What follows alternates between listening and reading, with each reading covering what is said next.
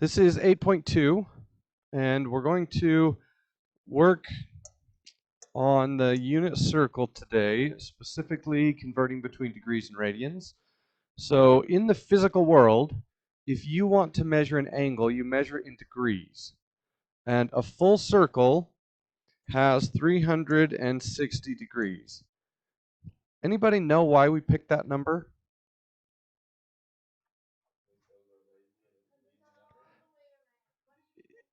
Yeah, but where did we come up with 180? It does have to do a little bit with our laziness. So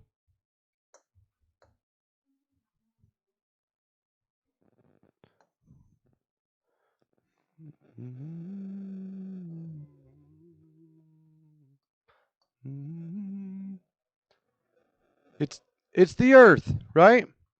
How long does it take for the Earth to go around the sun?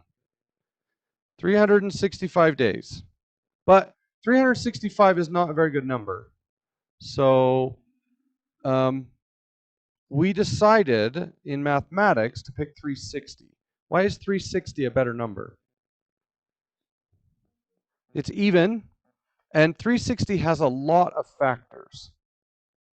So numbers that go into 360 include 2, 3, 4, 5, 6, 8, 9, 10, 12, 15, lots and lots of numbers, right? And the more factors a number has, the fewer fractions it has. So our number system has 10 digits, 0 through 9. 10 is divisible by 2 and by 5, which is nice because anytime you divide a number divisible by 10 by 2, you don't get a fraction. So there have been several number systems throughout the world that had base 12 instead of base 10. So instead of having 10 digits, they had 12. And 12 is divisible by 2, 3, 4, and 6. So if we were to switch from a base 10 to a base 12, we would have half the fractions that we have now. That would be nice. So why don't we use base 12? Any idea? Because we have 10 fingers and 10 toes, and that makes it easy. So, so it takes 365 days to go around the sun. Well, it's not actually 365. It's actually 365.25, which means every year we go all the way around. So all the way around and then a little bit further. What happens the next year? You go all the way around and a little bit further. And after 4 years, what's going to happen? You are a full day ahead of schedule. Right? So, how do we fix that? Leap year. We squeeze a day at the end of February every 4 years. So, by squeezing that day in, we backtrack, and now we are... Yeah, they don't have very many birthdays. Yeah. So if you were born on leap day, then you are one of those unlucky people that you don't get a birthday except every 4 years. So the reason we do leap year is because we actually go too far around the sun every day. And if we didn't fix it, eventually winter would be summer and summer would be winter. It would take a while, right? After 180 years, well, more than that. So, after a couple centuries, January would be hot because every year we're a quarter of a day further than we're supposed to be. So we insert that leap year day every 4 years to bring the Earth back to where it needs to be so that winter stays winter. Okay? But that's a little bit of a lie. It's not actually 365.25. It's actually 365.24. which means after 100 years, doing leap year every 4 years, we're actually a day behind. Does that make sense? So we have to use leap year because we are a day ahead. But because it's not 365 and a quarter, it's a little bit less than a quarter. That means every 100 years, we are a day behind. So how do we fix that? We skip leap year. So in 2000, so leap years are the years that are divisible by 4. In 2000, when I was a senior in high school, well, I guess it would have been, I was a junior in high school, we skipped leap year. There was no leap day in 2000.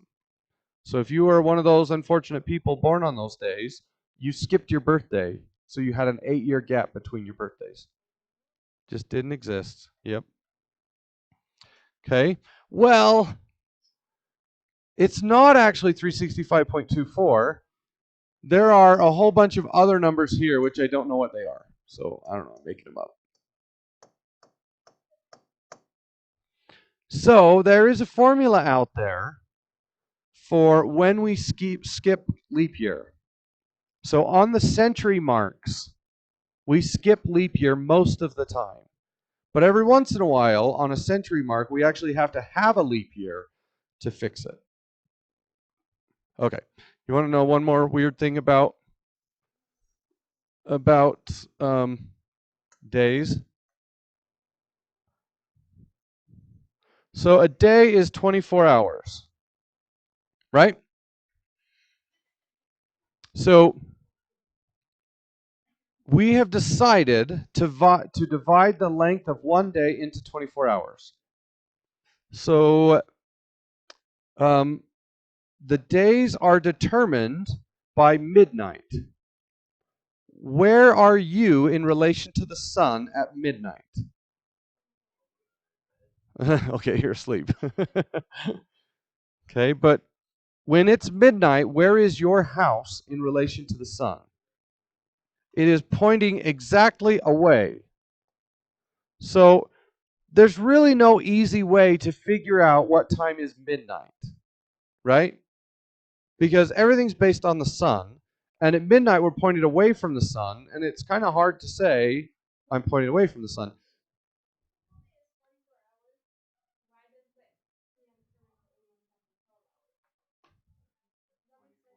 Yeah, so the daylight, well, not the daylight, but I'll show you. So instead of setting our clocks off of midnight, it actually makes more sense to set them off at noon. So where are you in relation to the sun at noon? You are facing directly toward it. Okay? And figuring out when noon is super easy. You dig a hole, you stick a stick in the hole, and then you watch the shadow of the stick from the time the sun comes up to the time that the sun goes down. Okay? So if you put a stick in the ground, right? Let's say the sun comes up in this direction, it's going to cast a shadow, a big long shadow, right? And as the sun comes up, your shadow is going to move and it's going to get shorter and shorter. And then it's going to get longer and longer, right? When is noon? The shortest possible shadow. Or the shadow that is halfway from one side to the other. So that's how they used to tell time with the sundial. And this is noon. So at noon, the sun is as high as it will get straight south of where you're standing. So the sun comes up in the east. As the sun comes up, my shadow is really long to the west, and my shadow is going to spin when my shadow is pointing directly north. That is noon. And then my shadow is going to get longer. So if you mark how long the shadow is for one day, you can figure out when noon is. It's really easy. It's the shortest possible shadow. It's the shadow that's halfway from the eastern side to the western side. Does everybody understand that? And the time it takes from one short shadow to the next short shadow is 24 hours, right? Why did we pick 24?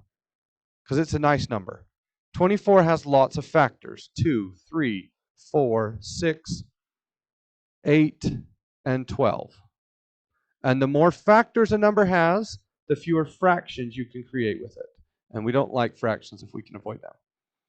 Okay, now, what happens here in 24 hours? So you're sitting here, and the Earth rotates, and 24 hours, you're back to where you started, right? Wrong. During that 24 hours, what else is the Earth doing? It's revolving. So it's revolving about its axis, but it's also rotating around the sun. Okay? So if I take this figure and I spin it, so I'm going to spin it all the way around, right? But it also moved in this direction, right? If we started here, the Earth moved that way. Okay? And originally I was pointed at the sun, and I went all the way around, but the Earth has moved. Is the Earth, after a full rotation, pointed directly at the sun? No. Do you guys see that? So if I'm pointed at the sun and I spin all the way around, is that 24 hours? And the answer is no, because in addition to spinning, I also moved this way a full day. So if I'm still pointing in this direction, the sun's over there. So in order to point back at the sun, I need to rotate, and it's about 4 minutes. 3 or 4 minutes. I don't remember exactly what it is. Okay? So, does the Earth spin all the way around every 24 hours? It actually spins a little bit more than that. So after 23 hours and 56 minutes, the Earth has gone all the way around. But our sundial, after 23 hours and 56 minutes, is not at its shortest shadow. You have to wait 4 more minutes for that shadow to be short again. It's all a lie. It's all a lie. So there, I think it's called a solar day. So a solar day is 24 hours, right? But a rotational day is 23 hours and 59 minutes, or 50, it's 56 or 57 minutes. Yeah. So the Earth spins all the way around every 23 hours and 56 minutes. But our day is based off of 24 hours, which is a solar day. It's in relation to the sun, not in relation to its rotation. So yeah, you've been lied to your whole life. So you asked about AM and PM. So what we do is we say that this half of the day is PM, and this half of the day is AM.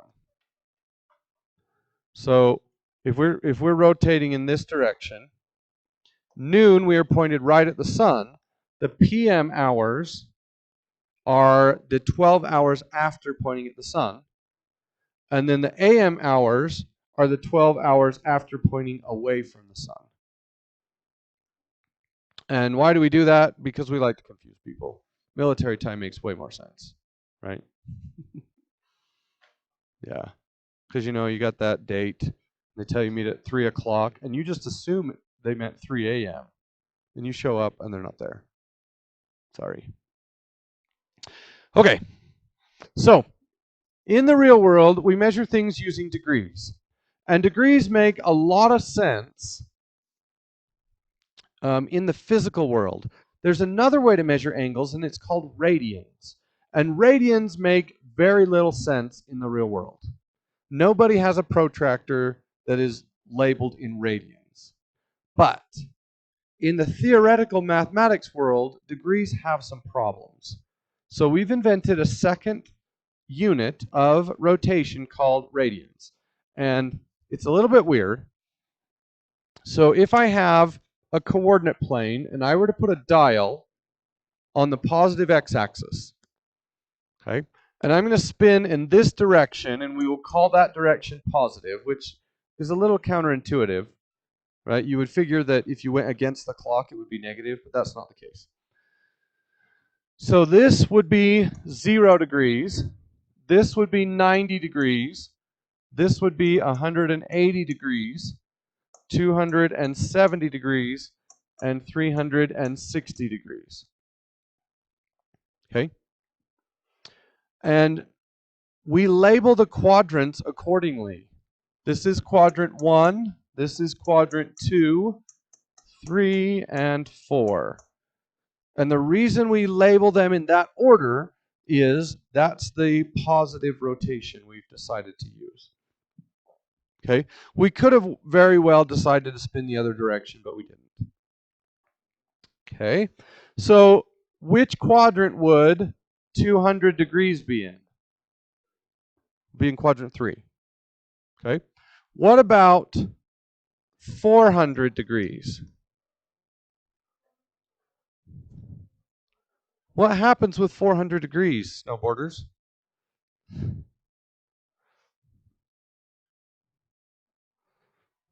It's called a crash, right?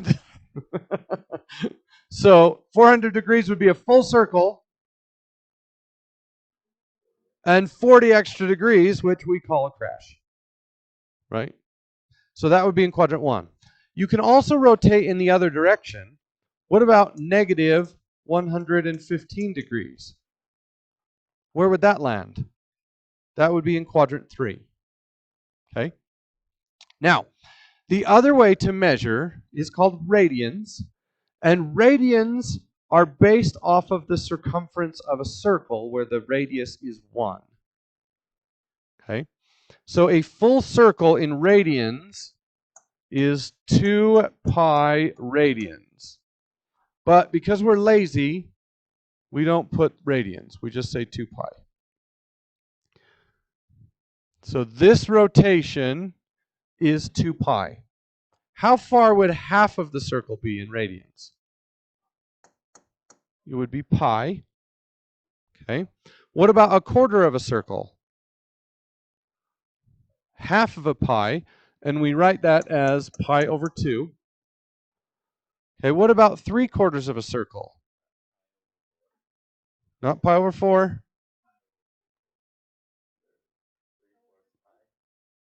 It would be halfway between 1 pi and 2 pi, which is 1.5 pi. As a fraction, it's 3 pi over 2. Okay, now this is going to hurt your head a little bit. Where is 4 pi over 7? 4 pi over 7.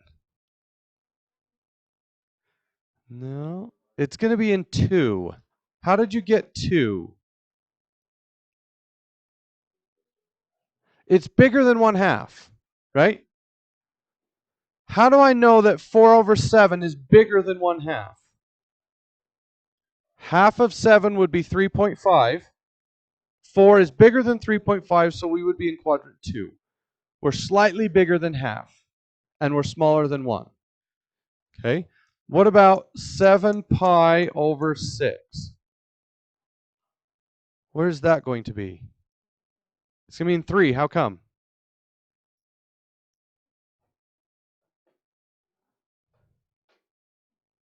Why is it in 3? It's bigger than 1, but it's not bigger than 1.5, right? It's just slightly bigger than 1. And 1 would be the top half of the circle. Okay? What about 19 pi over 10?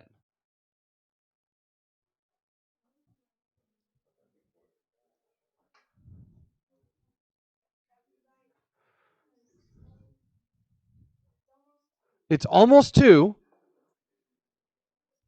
so it would be in quadrant 4. It's almost 2, so it would be quadrant 4.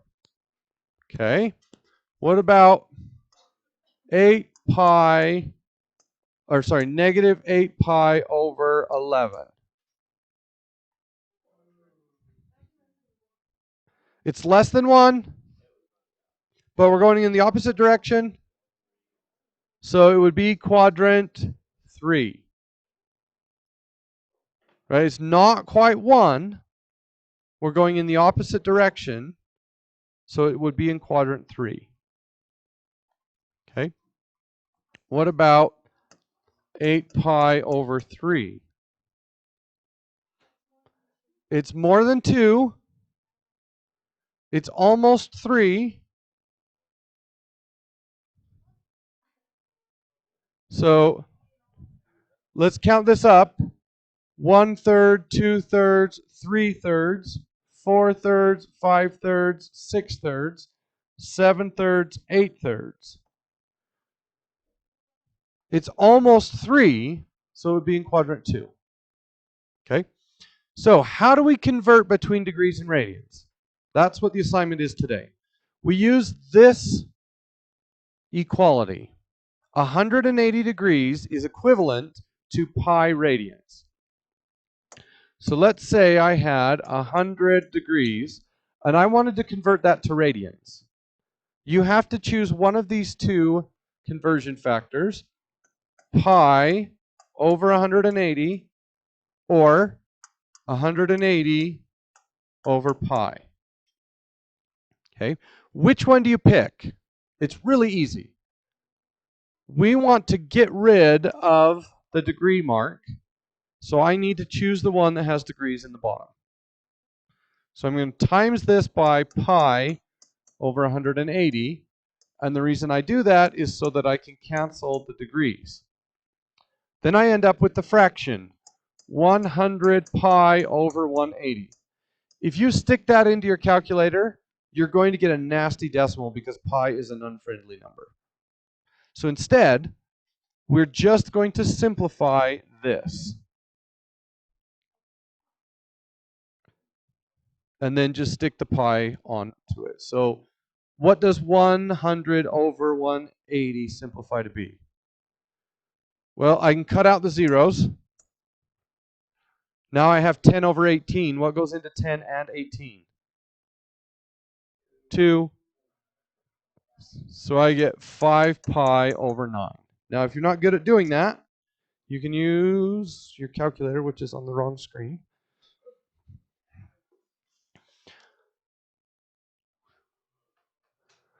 So you can just type in 100 divided by 180, and then just convert it to a fraction, and we get 5 over 9.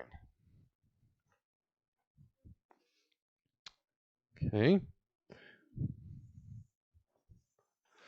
Let's say I had negative 225 degrees. So I multiply that by pi over 180. The degrees cancel. And then I get negative 225. Oops. Negative 225 divided by 180. Tell it to give me a fraction. My answer is negative 5 pi over 4. Right? Let's go the other direction. What if I have 5 pi over 9 and I want to convert that into degrees? So instead of pi over 180, I multiply by 180 degrees over pi, and the pi's cancel, and I just get 5 times 180 divided by 9, which gives me 100. So 5 pi over 9 is exactly the same as 100 degrees. Oh, we just did that, didn't we? All right. Let's take a look here. Yeah, I'm still here. Okay.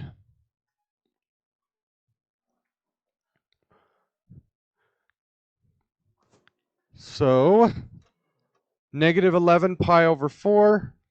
Oh, hold on a second. So I multiplied this by 180 degrees over pi. The pi's cancel.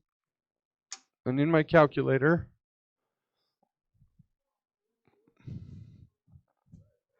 I do negative 11 times 180 divided by 4, and I get negative 495 degrees.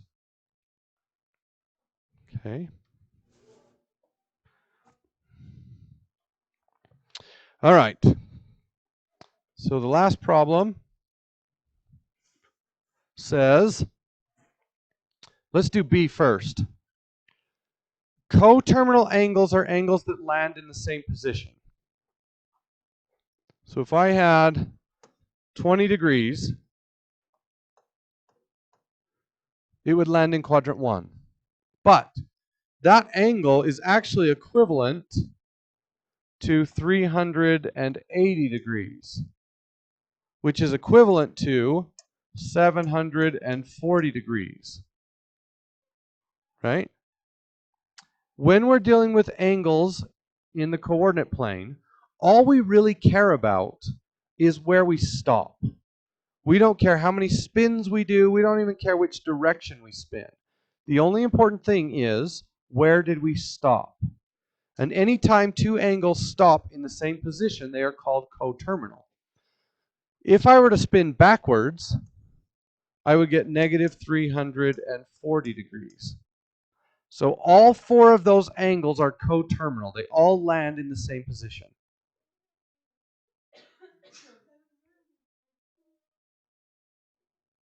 It's 720 plus 20, right? Or 380 plus 360. Okay, so this first question asks, if you have the angle 480, what is the smallest possible angle that lands in the same position? And the way they say that is, find an angle between 0 and 360 that lands in the same position as 480. How would we find that?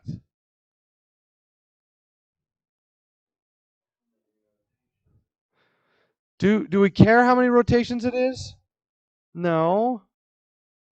So how do we backtrack from 480 to an angle that's smaller than 360? We just subtract.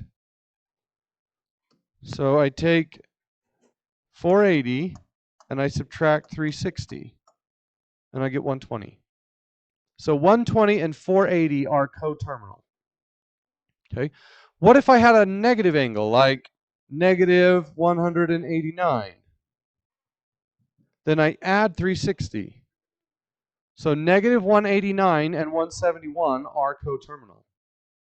What if I had a huge angle like 4,690? I'm going to subtract 360. Is that the number I want? No. So what do I do? Subtract it again. Just keep going. 10. Does that make sense? If I had a large negative number, what would I do? Add 360 and just keep doing it. 308 is the smallest possible version. So degrees are really simple. Radians can sometimes make your brain hurt. So I have negative 5 pi over 3. How do I create the smallest possible positive coterminal angle? You could convert it to degrees and then add 360. And when you get the one you want, then you convert it back. But there is a much easier way. That will totally work. Okay. What is a full circle in radians? 2 pi. Okay. But if I'm going to add fractions together, they have to have the same denominator. So what is 2 pi written in that denominator? 6 pi over 3. So 6 pi over 3. What happens when I add those two numbers together? Nope, it's negative. So 6 pi over 3 minus 5 pi over 3 is 1 pi over 3. So we get pi over 3. Is pi over 3 smaller than a full rotation? Yes. Okay. What if I had 11 pi over 2? Is that bigger than a full circle? How big would a full circle be? 2 pi, also known as,